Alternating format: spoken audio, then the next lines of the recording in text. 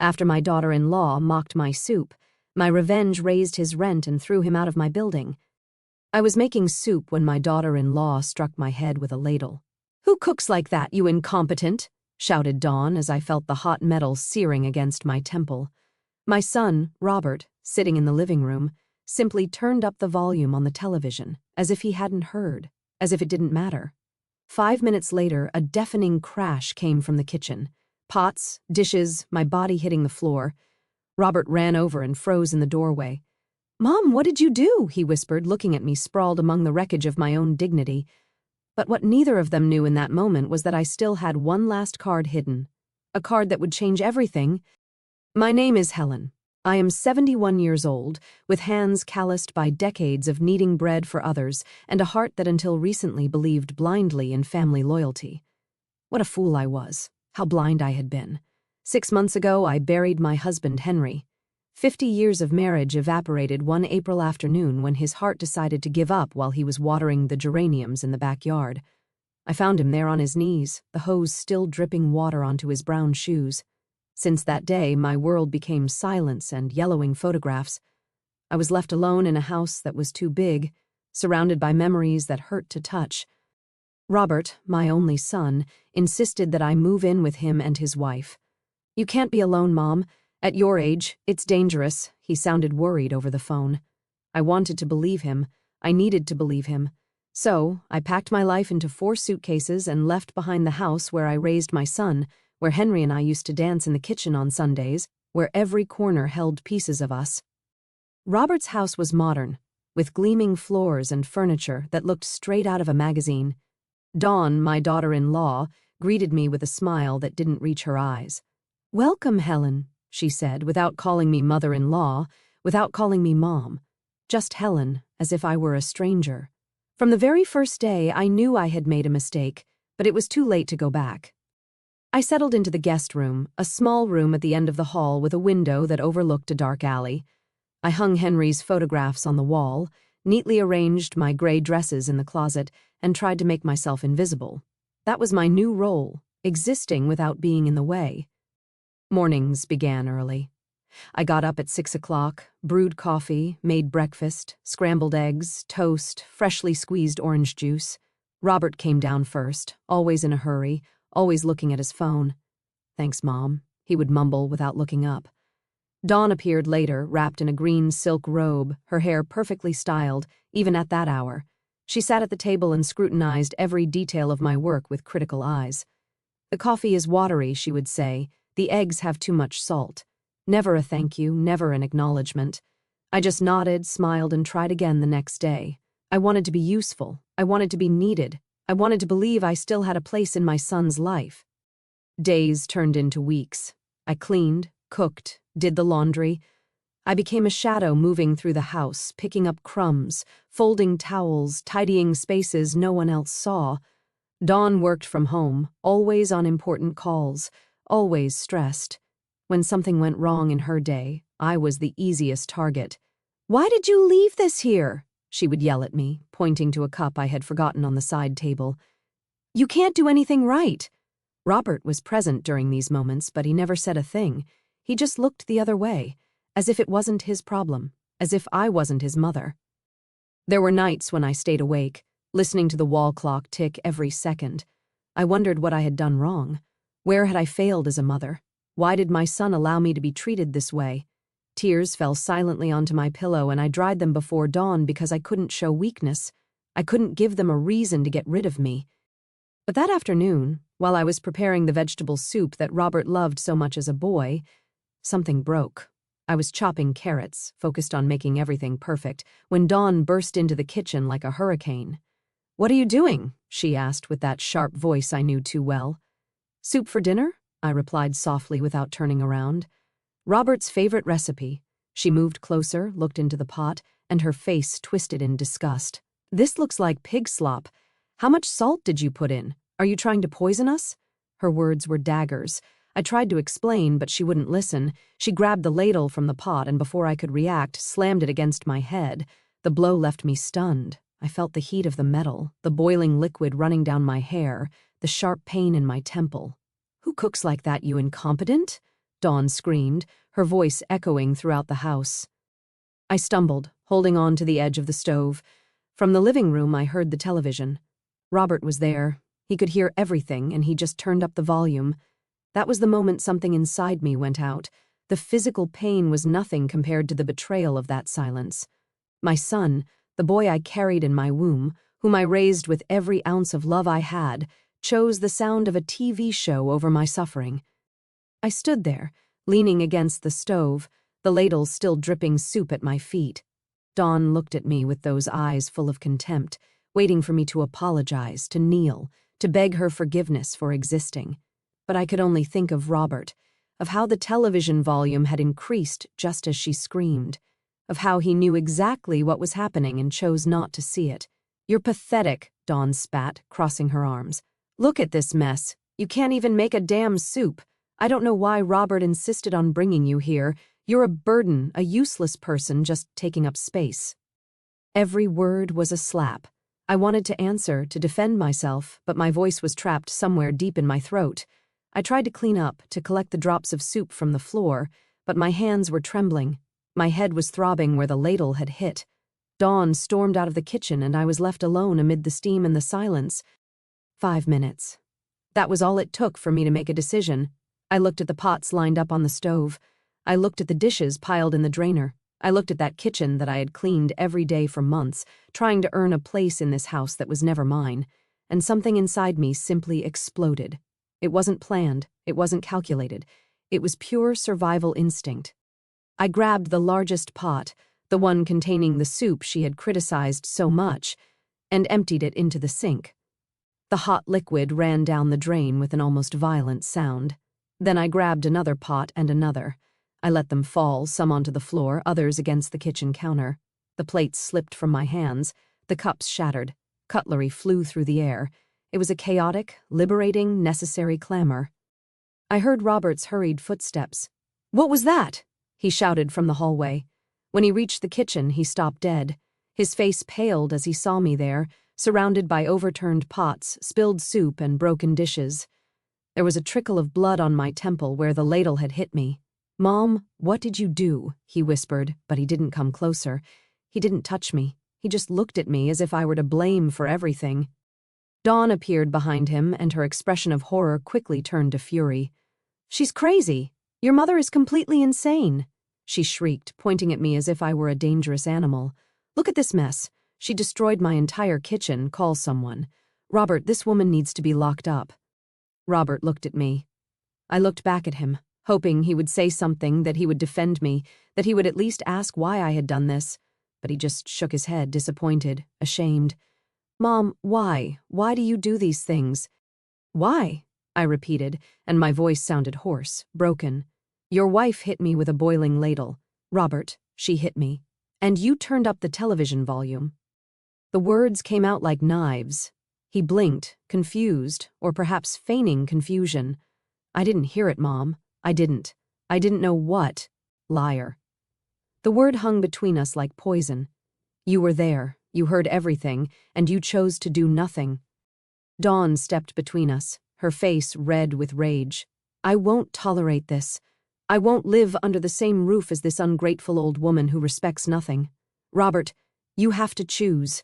Either she leaves or I do." The silence that followed was worse than any scream. I looked at my son, begging him with my eyes to choose me, to remember who raised him, who spent sleepless nights when he had a fever, who worked 2 jobs to pay for his college. But Robert was looking at the floor, his hands in his pockets, defeated. "I'm sorry, Mom," he finally mumbled, "but I think it's better if you look for somewhere else. This isn't working. You're causing problems. You need to leave." The world stopped. My heart stopped. Everything stopped. "You're kicking me out?" I asked, although I already knew the answer. "Your wife hits me and you kick me out." "It's not like that, Mom. It's just that Dawn and I need our space. You need your independence. It will be better for everyone." He spoke in rehearsed phrases, empty words that someone else had put in his mouth. My son wasn't there anymore. Only a stranger with his face remained. "When?" I asked, feeling the tears start to burn behind my eyes. "Tomorrow morning. I'll call you a taxi. You can stay in a hotel while you find something permanent. I'll help you with some expenses." At first, he was dismissing me like an employee. He didn't even have the courage to look me in the eye. That night, I didn't sleep. I stayed sitting on the edge of the bed, looking at Henry's photographs, wondering what he would say if he could see me now. I packed my things slowly, folding each item carefully, as if external order could contain the internal chaos. At dawn, I heard the taxi horn. Robert was waiting for me at the door with $200 in his hand. "For you to settle in," he said, unable to meet my gaze. I didn't hug him, I didn't say goodbye. I just took the money, grabbed my suitcases, and left that house without looking back. The taxi driver asked me where I wanted to go. I had no answer. "To any cheap motel," I finally told him. He took me to a place on the outskirts of Los Angeles, one of those roadside hotels with flickering neon signs and carpets that smelled of dampness. The room cost $30 a night. I did the math in my head. With $200, I could survive for less than a week. The motel room was small, with stained beige walls and a bed that creaked every time I moved. There was a window overlooking the parking lot where cars came and went at all hours of the night. The neon light of the sign flickered every few seconds, bathing everything in a sickly reddish glow. I sat on that bed, and for the first time in months cried without restraint. They weren't silent tears. They were deep sobs that came from some dark place in my chest. Years of accumulated pain, swallowed humiliations, unspoken words. I cried for Henry, who had left, leaving me alone in a world I no longer recognized. I cried for Robert, the child who once hugged me and called me his hero. I cried for myself, for the woman I had been, and who now didn't know who she was. When the tears dried, only the emptiness remained. I looked at myself in the bathroom mirror under the cruel fluorescent light. A 71-year-old woman stared back at me. Deep wrinkles, swollen eyes, messy gray hair. There was a purple mark on my temple where the ladle had hit me. I touched the wound gently and felt how the physical pain was almost a relief compared to the other pain, the one without a name. The days began to blur. I stayed in the room all the time, watching television without really seeing it, eating the bare minimum. I only went out to buy something from the vending machine in the hallway. Salty chips, instant coffee, granola bars. Once the machine swallowed my last $2 without giving me anything in return, I stood there watching the money disappear and felt it was a perfect metaphor for my life. I sent messages to Robert. At first, I tried to be dignified. "Son, I need to talk to you." Nothing. Then I tried to be more direct. "Robert, I'm running out of money." Silence. Finally, I stopped trying. The messages were marked as read, but there was never a response. It was like shouting into a bottomless pit. A week later, the money ran out. The motel receptionist, a man in his 40s with a prominent belly and tired eyes, knocked on my door. "Ma'am, I need you to pay or vacate the room." His voice wasn't cruel, just professional, indifferent. I explained my situation, begged for one more day, but he just shook his head. "I'm sorry, ma'am. Those are the rules." I packed my suitcases again. 4 suitcases that now weighed like corpses. I dragged them through the parking lot under a scorching sun, not knowing where to go. I walked for hours. My feet hurt. My hands had blisters from carrying so much weight. But I kept going because stopping meant accepting that I had nowhere to go. I ended up in a park near downtown Los Angeles. There were metal benches under the trees, pigeons pecking at crumbs, children playing on the swings. I sat on a secluded bench and watched life continue as if I didn't exist. A woman passed with her young daughter. The girl looked at me curiously, but her mother pulled her hand and quickened her pace as if poverty were contagious. That was my first night sleeping on the street. I didn't really sleep. I stayed seated, clutching my purse, startled by every noise. There were other homeless people in the park, mostly men, who huddled under cardboard. One of them approached and offered me a piece of stale bread. "Eat it, Grandma. You have to be careful out here." I took the bread with trembling hands and thanked him. He nodded and walked away, dragging a bag full of cans. The days turned into a survival routine. I searched for food in the dumpsters behind restaurants. At first I was disgusted. I was ashamed, but hunger is stronger than pride. I found day-old bread, bruised fruits, leftovers that people had left on their plates. I ate hidden in alleys where no one could see me. There was a church a few blocks away that served soup on Tuesdays and Thursdays. I lined up with dozens of other people, all with broken stories written on their faces. A young volunteer served me the bowl with a compassionate smile that made me feel even smaller.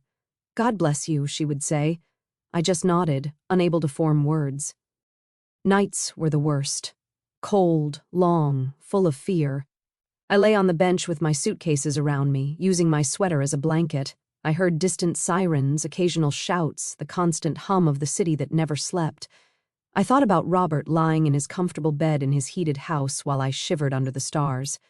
I wondered if he thought about me, if he cared, if he knew his mother was sleeping on the street. One morning, a police officer woke me with his flashlight. "Ma'am, you can't stay here. You have to move." I explained that I had nowhere to go. He sighed, tired of hearing stories like mine. "There's a shelter 6 blocks away. Go there." He gave me the address and left. I tried to go, but the shelter was full. "Come back early tomorrow," they told me. "Always tomorrow. Always wait. Never now." 2 weeks passed like this, or maybe 3. I lost count. The days blurred into a haze of exhaustion and hopelessness.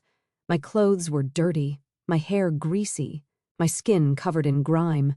I had become one of those invisible people that everyone avoided looking at, a statistic, a shadow. But in the midst of all that suffering, something strange happened. I started to remember things I had forgotten. I remembered that before I married Henry, I wanted to study literature. I remembered that I once won a poetry contest in school. I remembered that there was a time when I had my own dreams before becoming a wife, a mother, a grandmother, a shadow. One afternoon, while searching through my suitcases for clean clothes, I found an envelope I didn't remember packing. It was old, yellowed, with my name written in Henry's unmistakable handwriting. My heart leaped. I opened it with trembling hands. Inside was a letter and several folded documents. The letter began with "My dearest Helen." I immediately recognized when he had written it. It was from 2 years ago when Henry had been hospitalized with pneumonia. I thought it had just been a scare, but now I understood that he had faced his own mortality. "If you are reading this, it means I am no longer with you," the letter said. "Forgive me for not telling you everything while I was alive. I always wanted to shield you from the worries of money, of business, of legal complexities. But now I see it was a mistake to keep you in the dark." My eyes filled with tears as I read.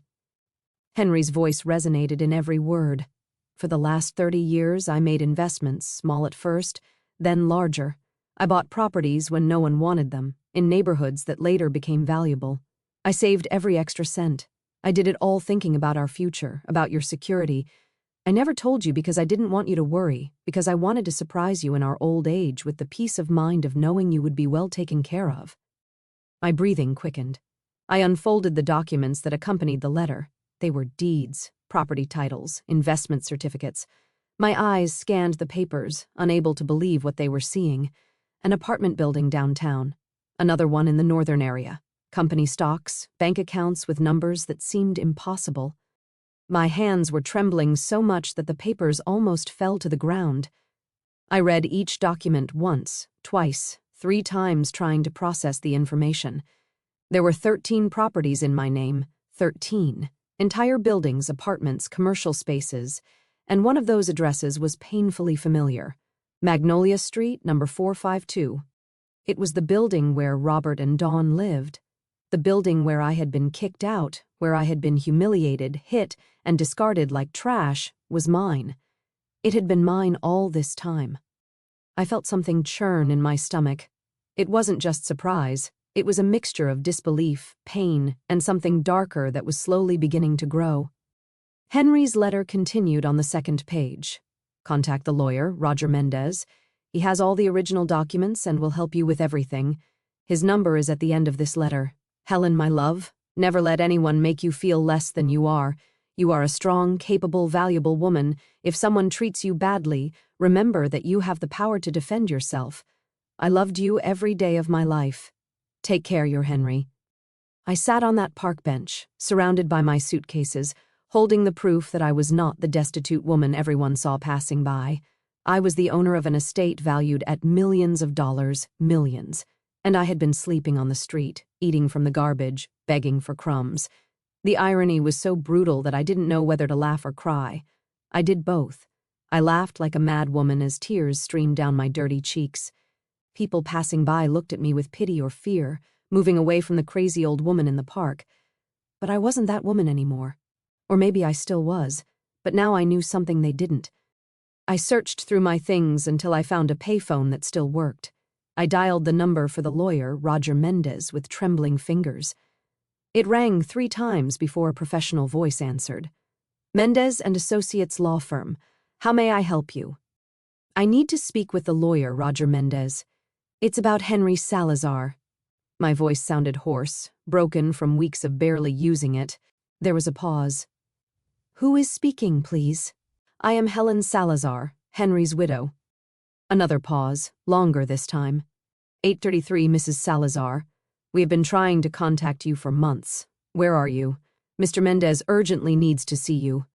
I gave them the park's address. They told me they would send a car in less than 30 minutes. I returned to my bench and waited, clutching those documents as if they were the only real thing in the world. Maybe they were. The car that arrived was black, elegant, with tinted windows. The driver got out and looked at me with a neutral, professional expression, as if picking up homeless women were part of his daily routine. Mrs. Salazar? I nodded. He loaded my suitcases into the trunk and opened the back door for me. The interior smelled of leather and expensive air freshener. I felt dirty, out of place, but I didn't care anymore. The law firm was in the financial district in one of those glass buildings that reflected the sky. We went up in a silent elevator to the 15th floor. The receptionist looked me up and down but didn't say anything. She just pointed down a hallway.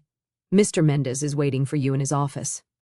Roger Mendez was a man in his 50s with perfectly combed gray hair and thin-rimmed glasses. He stood up when I entered, and for a second I saw surprise on his face at my state, but he quickly replaced it with a professional expression. Mrs. Salazar, please have a seat. I can offer you water, coffee. Water, please. My voice was barely a whisper. He poured a glass from a crystal carafe and handed it to me. I drank as if I hadn't had water in days, which was, in a way, true. Mrs. Salazar, we have been trying to locate you since Mr. Henry passed away. We left messages at your old house. We sent letters. Your son told us you had moved, but he didn't provide us with a contact address. My son, the words came out bitter. My son kicked me out of his house 3 weeks ago. I've been living on the street. The lawyer frowned. I understand. I am very sorry to hear that. But I want you to know that your financial situation is very solid. Your husband was an extremely foresightful man. Have you reviewed the documents he left you? I took the wrinkled envelope from my purse and placed it on the desk. I found them yesterday. I don't understand everything they say. Roger looked them over carefully. Ah, I see. These are duplicates. I have the certified originals here. Allow me to explain your current situation, Mrs. Salazar. You are the owner of 13 properties in the city, valued at approximately $8 million in total. Additionally, you have investments in funds and stocks worth an additional $2 million. Your husband also left you 3 bank accounts with readily available cash of approximately $500,000. The numbers floated in the air like something unreal. $10 million. $10 million. And I had been searching for food in dumpsters. It can't be real, I whispered. It is completely real, Mrs. Salazar. And there's something else you should know. One of the buildings you own is on Magnolia Street, number 452. According to our records, your son, Robert Salazar, and his wife, Dawn, occupy apartment 301 in that building. That's correct. I nodded slowly. That's correct. Then you should know that they have been living there under a reduced rent contract that your husband granted them 5 years ago. They pay barely $400 monthly for an apartment that would be worth $2,500 on the market. It was a family favor that Mr. Henry granted them. $400. Robert was paying $400 to live in a luxury apartment thanks to his father's generosity, and he had kicked me out onto the street. He had left me with nothing. The lawyer continued speaking, explaining details about taxes, property management, but I barely listened. My mind was processing something else. Can I cancel that contract? I asked suddenly, interrupting him. Roger stopped and looked at me attentively. You are the owner, Mrs. Salazar. You can do whatever you wish with your properties. However, there are legal procedures we must follow. You can't simply kick them out without notice. I don't want to kick them out yet. The words came out cold, calculated. I want them to adjust their rent to the market price, $2,500. You said, have them pay that. The lawyer nodded slowly. That is within your rights. We would have to notify them 30 days in advance about the change in contract terms. Are you sure you want to proceed? Completely sure. Roger took notes on his computer. Very well. I will prepare the necessary documents. Now, Mrs. Salazar, there are more immediate matters we must attend to. Your housing situation, for example. You have several options.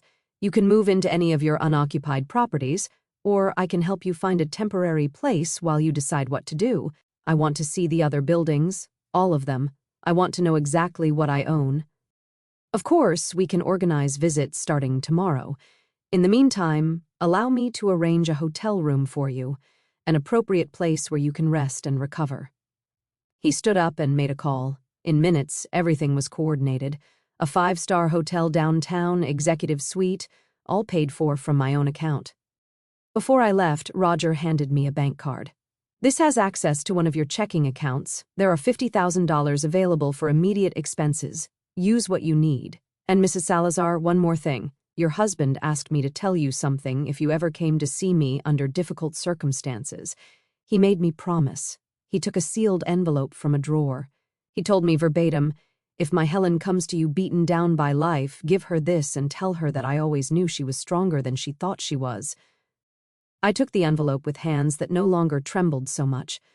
I opened it right there in front of the lawyer, Roger. It was another letter from Henry, this one shorter, written in black ink on thick paper. My love, if you are reading this, it means someone hurt you enough that you sought help. I know your pride. I know how hard it is for you to ask for anything. But I want you to know one thing. I built all this for you. Every property, every investment, every penny saved was thought of for the day when I would be gone. And you would need to defend yourself. Don't let anyone, not even our own blood, make you feel small. You're a giant, Helen. You always were. Now prove it. Tears streamed down my cheeks as I read. Roger had the delicacy to look away, pretending to review some papers. I folded the letter carefully and put it away with the other one. Henry had known. Somehow he had known that one day I would need this, that I would need a shield, an armor, a castle of my own. The hotel was everything my life had ceased to be. Soft carpets, sheets that smelled of lavender, a bathroom with a marble tub. I stood in the middle of the suite for several minutes, just looking. It seemed unreal. 24 hours ago, I was sleeping on a park bench.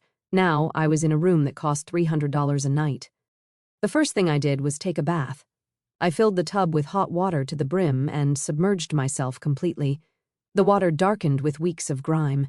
I scrubbed my skin until it hurt, washed my hair 3 times, removing every trace of the street from my body. When I got out, I wrapped myself in a white robe that hung behind the door. It was so soft it almost made me cry again. I ordered room service, soup, fresh-baked bread, roast chicken, salad, dessert. When the food arrived on a cart with a white tablecloth, I sat down and ate slowly, savoring every bite. It wasn't just food, it was dignity, it was power. It was proof that I still existed as something more than a shadow. That night, I slept 12 hours straight. I slept without being startled, without fear, without cold. When I woke up, the sun was coming through the curtains, and for a moment I didn't remember where I was. Then everything came back. The documents, the money, the properties, my new reality. For the next few days, Roger took me to see each of my properties, apartment buildings, commercial spaces, even a small shopping center in the southern area. Each place represented years of Henry's silent work, investments made with patience and vision. He explained how everything worked, the rental contracts, the maintenance, the monthly income. I listened and took notes like a diligent student. The net income from all your properties totals approximately $45,000 a month, he told me one day while we were reviewing reports in his office. After taxes and maintenance costs, you are looking at an annual income of about $400,000. That's without touching the principal capital. $400,000 a year. And I had been begging for a bowl of soup at church. The irony was still brutal, but now there was something else. A plan was forming in my mind, a cold, calculated, patient plan. "Roger, I need us to make some changes," I told him one afternoon, "but I need them to be done discreetly without anyone knowing that I'm the one behind it." He leaned back in his chair, intrigued. "What kind of changes?" "First, the building on Magnolia Street. I want to raise my son's rent to the market price as we discussed, but I also want you to review all the other contracts in that building. If there are other special arrangements, reduced prices, favors being granted, I want everything to return to normal rates. Everyone. I want that building to operate as a real business, not a charity organization." Roger nodded and took notes. "It can be done. Anything else?" "I want to buy new clothes. I want to change my appearance. And I want a business name, something I can use to sign documents to appear in contracts. I don't want anyone to know that Helen Salazar is the owner of all this. We can create a legal entity, an LLC. We choose a name, and all documents are signed under that name. You will be the hidden beneficiary. It's perfectly legal and very common in the real estate sector." "Perfect. Call it Mendoza Enterprises." Over the next 2 weeks, I transformed. I went to beauty salons where my hair was cut and dyed, covering the gray with an elegant brown. I went to boutiques where attentive staff helped me choose clothes that fit me well, that made me look like the woman of resources I now was. Pearl gray dresses, earth-toned pantsuits, dark green silk blouses, nothing flashy, everything classy. I bought new glasses with modern frames. I got a manicure. I learned to use a little makeup to cover the deepest wrinkles. I wasn't becoming someone else. I was finding the Helen who had been buried under years of silent service. Roger taught me to review financial reports, to understand bank statements, to make business decisions. I learned quickly, discovering a part of me that had never had a chance to develop. I had spent 50 years cooking and cleaning, but my mind was still sharp, capable, hungry for knowledge. "You have a talent for this," Roger told me one day. "Your husband chose his investments well, but you have an instinct for seeing opportunities. It's natural for you." Maybe it was, maybe it always had been, but no one had ever given me the opportunity to discover it. Henry had been a good man, a loving husband, but even he had kept me in the dark about finances, believing he was protecting me. Now I understood that true power didn't come from being protected, but from having the tools to protect myself. The rent increase notices were sent to all tenants in the Magnolia Street building, signed by Mendoza Enterprises, legally represented by the Mendez and Associates law firm. The increases were justified within legal limits, but they were significant, especially for those who had been paying reduced rates for years. Roger kept me informed of the reactions. Some tenants called furiously, others tried to negotiate. "There's one apartment in particular that has called 7 times, he told me one afternoon. Apartment 301, a Robert Salazar. He says he had a special contract with the former owner, that this must be a mistake." "It's not a mistake," I replied calmly. "Tell him the special contract expired with the death of Mr. Henry Salazar. He must now pay the full rate or vacate. He is asking to speak with the owner directly. Tell him the owner is unavailable. All communications must go through you." Days passed. Roger kept me informed. "Mr. Salazar is trying to get a loan to cover the new rent amount. Apparently, he and his wife are living beyond their means. They have credit card debt, a financed car. The rent increase is putting significant pressure on their finances." Good. The word came out cold without emotion. I didn't feel satisfaction exactly, but I didn't feel guilt either. I was watching the natural consequences of the decisions Robert had made. He had chosen a wife who spent more than they earned. He had chosen to live in luxury that he could only afford thanks to his father's generosity. He had chosen to kick his mother out onto the street. Now he was seeing the price of those choices. But I wasn't finished. There were other strings to pull, other levers to move. Dawn worked as an independent consultant from home. I did a little investigating using resources Roger provided me. I discovered that one of her main clients rented space in another one of my properties at the South Commercial Plaza. "Roger, this client who rents Unit 203 at the South Plaza, how much do they pay?" He checked his files. $2,200 a month. It's a large space. Good business. They always pay on time. Raise their rent to $3,500. That is a very significant increase, Mrs. Salazar. They might decide to move. Then let them move. It's my property, and I want to charge what it's worth. The client at Unit 203 did not move, but they did reduce their expenses. One of the first things they cut was contracts with external consultants, including Dawn. Roger informed me almost casually during one of our weekly meetings. By the way, it seems your strategy is having side effects. The business at the South Plaza canceled several vendor contracts. One of them was with Dawn Salazar, your daughter-in-law. I didn't say anything. I just nodded and continued reviewing other documents. But inside, I felt something akin to satisfaction. It wasn't revenge yet. It was justice. It was the universe readjusting, removing unearned privileges, balancing the scales. Weeks passed. I continued living in the hotel, studying, learning, transforming. I signed up for an online course on property management. I read books on personal finance that I had never had time for before. I met with other property owners that Roger knew, listening to their stories, absorbing their experience. One afternoon, while having coffee on the hotel terrace, Roger called me. "Mrs. Salazar, there's a situation you need to know about. Your son, Robert, requested a hearing with the building's management. He is 2 months behind on rent. Under standard policies, we have the right to initiate eviction proceedings. How much does he owe?" $5,000 in total plus late payment fees. $6,200 total. $6,200. I could have paid it with the money I had in my purse at that moment, but I wouldn't. Proceed with the eviction following all legal protocols. Of course. Are you sure? Once we start, the process is public. It is filed in the courts. It will appear on his credit history. I am completely sure. That night, I couldn't sleep. Not out of guilt or regret, but from a complex mixture of emotions that I didn't know how to name. I stood in front of the bathroom mirror, looking at the woman who stared back. She no longer looked like the one who had arrived at Roger's office 2 months ago. This woman had straight shoulders, a firm gaze, a jaw clenched with determination. This woman didn't beg. She didn't apologize for existing. This woman collected what she was owed. The following days were a whirlwind of legal activity.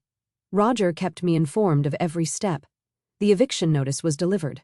Robert had 30 days to pay the full debt or vacate the apartment. According to Roger, my son had called the firm every day, sometimes several times a day, demanding to speak with the owner, asking for extensions, offering payment plans. "What did you tell him?" I asked.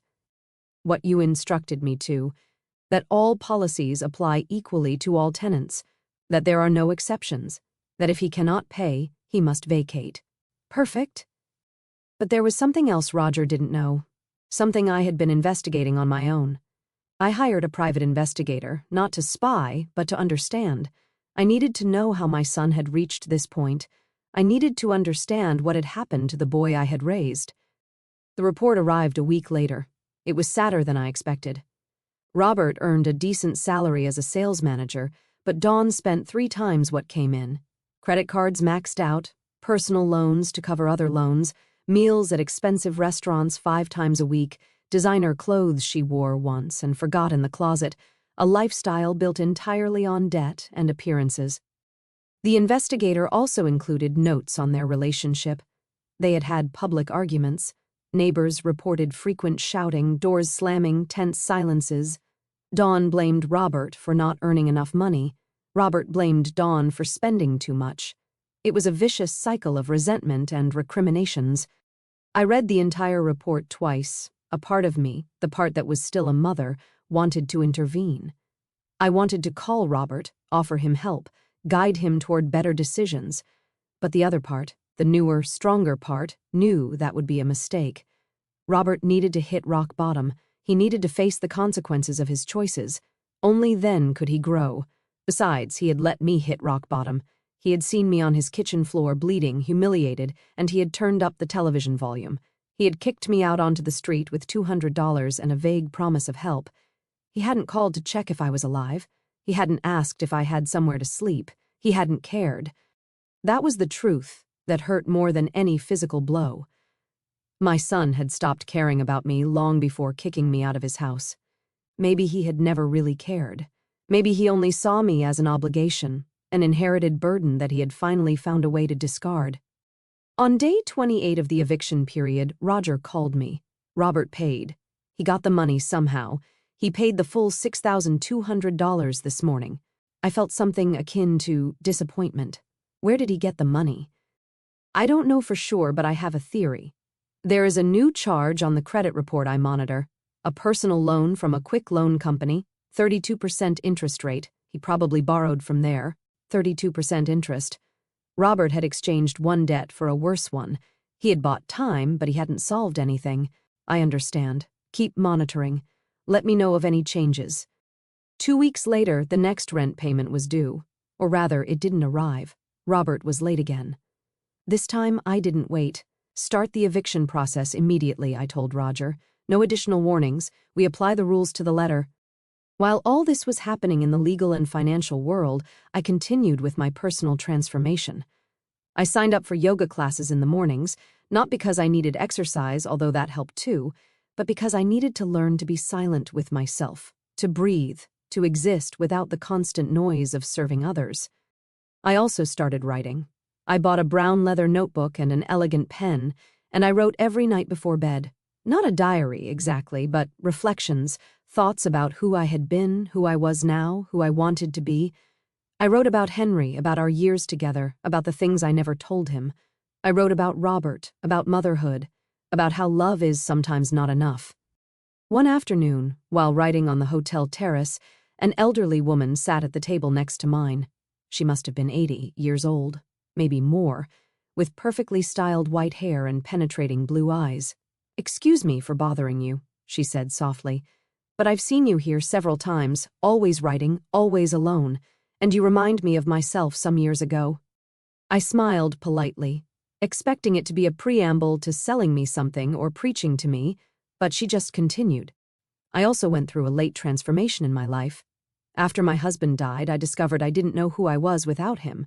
I had been a wife, a mother, a grandmother, but never just myself, so I had to learn it." "Is that your case too?" Her words struck me with uncomfortable precision. "Something like that," I admitted. "The hard part isn't discovering who you are," she said, looking toward the horizon. "The hard part is giving yourself permission to be it, especially when the person you discover is not who others expect you to be." She looked directly at me. "But it's worth it. Completely worth it." She stood up, patted me on the shoulder, and left. I never knew her name. I never saw her again, but her words stayed with me, resonating somewhere deep. She was right. The hard part wasn't discovering who Helen was without Henry, without Robert, without the role of the self-sacrificing mother. The hard part was giving myself permission to be that person, a person who collected what she was owed, a person who didn't automatically forgive, a person who set boundaries and made them be respected. The eviction process advanced relentlessly. Roger sent me updates every 2 days. Robert had hired a cheap lawyer who tried to find technicalities to delay the inevitable. They argued that the rent increase had been excessive, that certain protocols hadn't been followed, that they deserved more time. But Roger had done everything to the letter. Every document was in order. Every notification had been correctly delivered. There was no escape. "The eviction hearing is scheduled for next Thursday," Roger informed me one afternoon. "It's a formality. With the documentation we have, the judge will rule in our favor. Your son will have to vacate within a maximum of 10 days after the ruling." "I'll be there," I said suddenly. Roger raised his eyebrows, surprised. "At the hearing?" "It's not necessary, Mrs. Salazar. I can represent you completely. In fact, it's better if you're not present. It maintains your anonymity. I want to be there in the room, but not as an involved party, just as an observer." "You can." He thought for a moment. "Eviction hearings are public. Anyone can enter and sit in the back benches. As long as they don't recognize you, there's no problem." Thursday arrived with a gray sky that threatened rain. I dressed carefully, choosing a dark gray pantsuit and an ivory silk blouse. I tied my hair back in a low bun. I put on my new glasses, a little subtle makeup. I looked at myself in the mirror and saw a woman Robert wouldn't recognize. I was no longer the stooped mother cooking soup in his kitchen. I was someone else, someone stronger. The courthouse was an old building with hallways that smelled of old paper and stale coffee. I arrived early and sat on the last bench in courtroom 3 where the hearing would take place. There were other people waiting for their own cases, all with that anxious, tired expression that the legal system produces. Robert arrived 15 minutes before the scheduled time. He came with Dawn and their lawyer, a young man in a suit that had seen better days. My son looked terrible. He had lost weight, had deep dark circles, his hair was messy. Dawn, on the other hand, was perfectly groomed in an emerald green dress that was too elegant for a courthouse, high heels, impeccable makeup, but her expression was one of barely contained fury. They sat in the front, their backs to me. I observed them as one watches a play, distant, analytical. Dawn whispered things into Robert's ear, making abrupt gestures, clearly annoyed. He just nodded, defeated, without the energy to argue. Their lawyer reviewed papers with a worried expression. Roger arrived exactly on time, immaculate in his black suit, leather briefcase in hand. He didn't look at me, just as we had agreed. He sat on the other side, organized, confident. He knew his trade and knew he had a solid case. The judge entered, a woman in her 60s with a severe expression and efficient movements.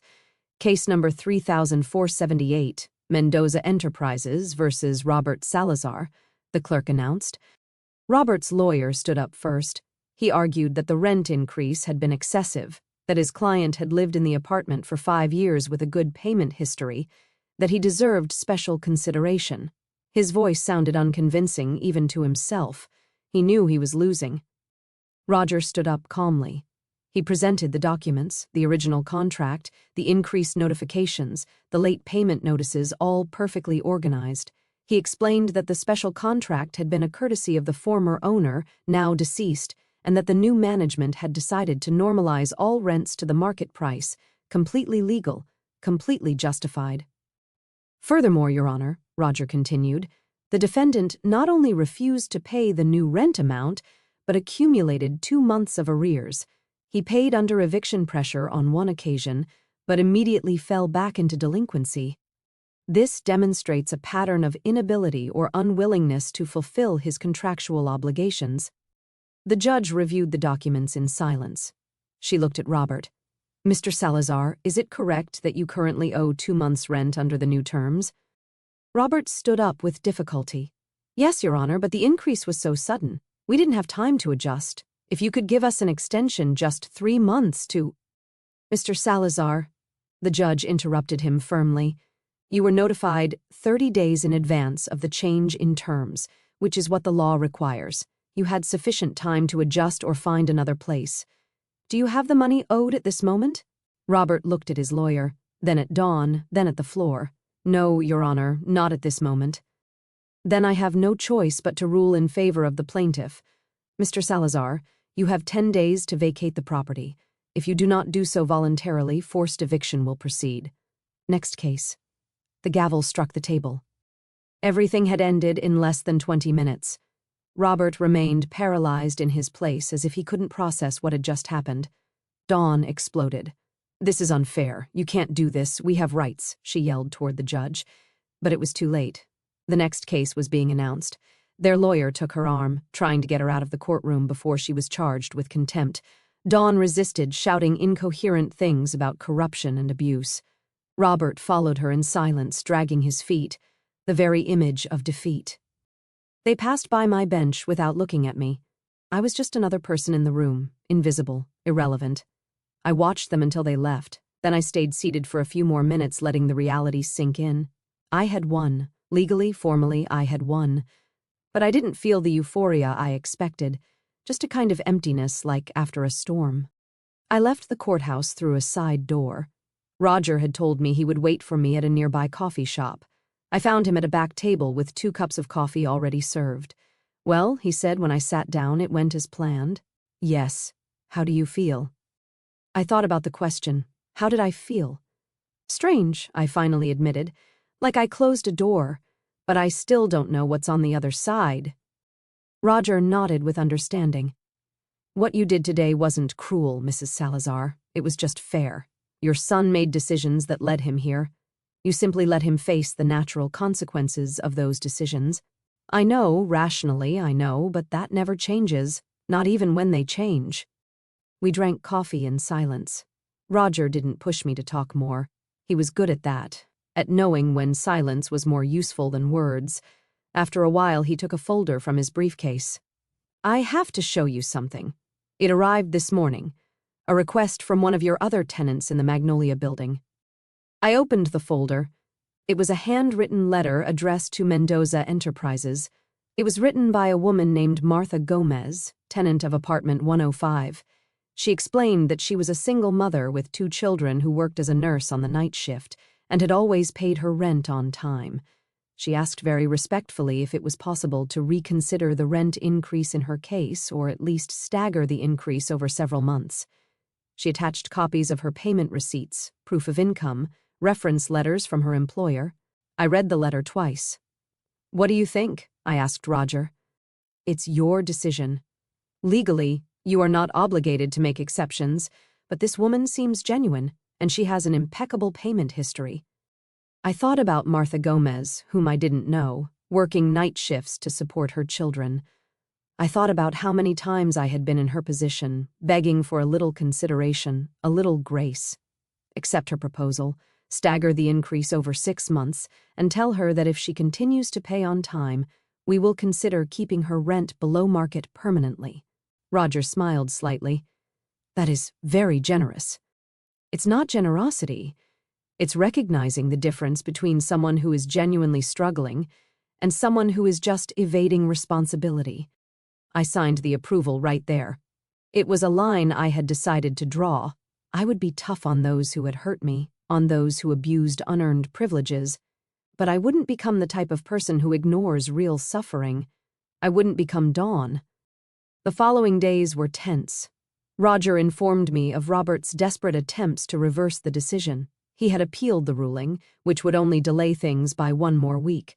He had tried to get additional loans, but his credit was already ruined. He had placed ads selling furniture, electronics, anything of value. The appeal was rejected in 3 days. The appeals judge didn't even require a hearing, just reviewed the documents and confirmed the original ruling. Robert now had less than a week to vacate. According to the private investigator who was still monitoring the situation, my son and Dawn had begun packing, but the arguments between them had intensified dramatically. Neighbors report shouting every night, the investigator informed me by phone. Yesterday, Mrs. Dawn left the building with 2 suitcases and took a taxi. She hasn't returned. Apparently, she's staying with a friend. And Robert, he's still there alone packing. One of the neighbors says they saw him crying in the hallway last night while carrying boxes to the elevator. The image hurt more than I expected, my son alone crying while packing the remnants of his life. But I didn't call. I didn't intervene. This had to happen. He needed this breaking point. 2 days before the eviction deadline, Roger received an unexpected call. It was Robert, he told me when we met that afternoon. He wants to speak with the building owner. He says he has something important to say. He's begging for a meeting. "What did you tell him?" That I would relay the message. "He wants to see you." The question hung in the air between us. Did I want to see my son? Did I want to hear what he had to say? A part of me, the part that never stopped being a mother, screamed yes. But the other part, the wiser part, had doubts. "Do you know what he wants to say?" "No. Only that it's important that he needs to explain something." I thought for a long minute. "Tell him I will agree to see him, but not as his mother, as the representative of Mendoza Enterprises, and it has to be in a neutral place in your office tomorrow at 3 o'clock in the afternoon." Roger nodded. "Does he want me to be present?" "No, I have to do this alone." That night, I didn't sleep. I mentally practiced what I would say, how I would react. I stood in front of the mirror and rehearsed maintaining my expression neutral, firm, without betraying emotion. I had to be strong. I couldn't allow Robert to see the mother desperate for his love. He had to see the businesswoman I now was. At 2 o'clock the next afternoon, I arrived at the law firm. Roger had let me use his private office. I sat behind the desk in the black leather chair with the case documents in front of me. I was dressed impeccably. Charcoal gray pantsuit, cream-colored blouse, hair perfectly styled, subtle but definitive makeup. I didn't look like Helen. I looked like Mrs. Mendoza. At exactly 3 o'clock, I heard voices in the reception area. My heart started beating faster. The door opened and Robert entered alone. He stopped dead when he saw me. For an infinite moment, we looked at each other in silence. I saw his brain processing what his eyes were seeing. Confusion first, then disbelief. Finally, absolute shock. "Mom," he whispered, as if he were seeing a ghost. "Sit down, Robert." My voice came out cold, controlled. It wasn't the voice of a mother, it was the voice of an owner. He stumbled toward the chair in front of the desk, unable to take his eyes off me. "No, I don't understand. What are you doing here? Why are you dressed like this? Where have you been? I looked for you. Mom, I called you, I sent you messages." Lies. The word cut the air like a knife. I checked my messages. 0 calls, 0 messages. After kicking me out of your house, you never contacted me again. He opened his mouth, but no words came out. His eyes filled with tears. Dawn said it was better to give you space, that you were angry, that with time— Dawn said. I repeated with an icy tone. "Robert, since when did you let your wife make decisions about your relationship with your mother?" "It wasn't like that. Things were complicated. Money, work, Dawn was stressed, and it was easier to forget about me than to deal with your wife. It wasn't a question, it was a statement of fact." He lowered his gaze, unable to deny it. The silence stretched, heavy, suffocating. Finally, Robert looked up, and I saw something different in his eyes. A question forming. "Mom, what are you doing here in this office dressed like this? Why did the lawyer let you use his office?" I took a deep breath. This was the moment. "I'm not using his office, Robert. He lent it to me because I am his client. I am Mendoza Enterprises." The color drained from his face. "What? The building where you live? The other 12 buildings in this city? The investments? The money? It's all mine? Your father left it to me. It was always mine. And you have been paying rent to live in my property." Robert stood up so fast that the chair almost fell over. No, that's not. Dad never mentioned. Why didn't you say anything?" "Why would I have said anything?" My voice rose slightly, allowing a little of the contained anger to surface. "So you and Dawn could treat me like your landlady in addition to your maid. So you could ask for more favors, more discounts, more special considerations." "We didn't know," he shouted. "If we had known that you—" "What? Would you have treated me better? Would you have respected me more? Robert, respect shouldn't depend on how much money someone has. I was your mother. That should have been enough." He fell back into the chair, his head in his hands, his shoulders trembled. He was crying. "I'm sorry. I'm so sorry, Mom. I was a coward. I let Dawn treat you badly. I let her kick you out. I turned up the television volume when she was hurting you because I didn't want to confront her because it was easier to sacrifice you than risk my marriage." The words I had waited months to hear had finally come out of his mouth, but I didn't feel the satisfaction I expected. I only felt tired. "And now, Robert, do you only feel sorry because you discovered I have money? Because I own the building where you live? Would you have come to apologize if you still thought I was a poor old woman with no resources?" He looked up, his face soaked with tears. "I don't know," he admitted with a broken voice. "I don't know, Mom. And that's the worst part. I don't know what kind of person I became. I don't recognize the man who did those things, who left his mother on the street, who chose comfort over decency. At least he was honest. That was something." I sat down again, calmer. "Your marriage is falling apart, isn't it?" He nodded miserably. "Dawn left 3 days ago. She says she won't stay with a loser who can't even pay the rent. She says she deserves better, that all this is my fault. And what do you think?" "I think she's right. I think I am a loser. I lost my job 2 weeks ago. I was fired for being constantly late, for being distracted, for the stress. I have debts of over $40,000. My credit is ruined, and in 2 days I'm going to be homeless. It's ironic, isn't it? I left you homeless, and now I'm in the same situation." "It's not ironic," I said softly. "It's karma." He looked at me with red, swollen eyes. "Have you come to watch me suffer? Is that what you wanted? Revenge." The question stopped me. Was that what I wanted? I had spent weeks moving pieces, pulling strings, applying pressure. I had watched my son fall apart piece by piece, and now that he was here in front of me, completely broken. Did I feel satisfied? No, I finally said, surprised by my own answer. I didn't want revenge. I wanted justice. I wanted you to understand what it feels like to be discarded, ignored, treated as if you're worth nothing. I wanted you to hit rock bottom so you could start rebuilding yourself correctly. And did I achieve it? He asked with a voice barely audible. I hit rock bottom. What do you think? He thought for a long moment. I think so. I think I can't fall any lower than I am now. No job, no wife, no money, no home, no dignity. Without you. The last two words came out as a torn whisper. I remained silent, letting his words float between us. Robert had reached the bottom. I could see it in his eyes, in the way his shoulders slumped, in how his hands trembled on his knees. This was the moment I had been waiting for, the moment my son finally understood the weight of his actions. Do you know what the worst part of it all was, Robert? I finally said. It wasn't the blow with the ladle. It wasn't sleeping on the street. It wasn't searching for food in the garbage. It was the sound of the television volume going up. It was knowing that my own son heard me cry out in pain and chose to do nothing. He sobbed, covering his face with his hands. I'm sorry. I'm so sorry. If I could go back in time. But you can't, I interrupted him. No one can. We can only decide what to do with the time we have left. Robert looked up, hope and fear mixed in his expression. What? What's going to happen now? I leaned back in the chair, studying him. My son, the baby I had carried in my arms, the child who ran to me when he fell, the teenager who hugged me before going off to college. All that was still there, buried under bad decisions and cowardice.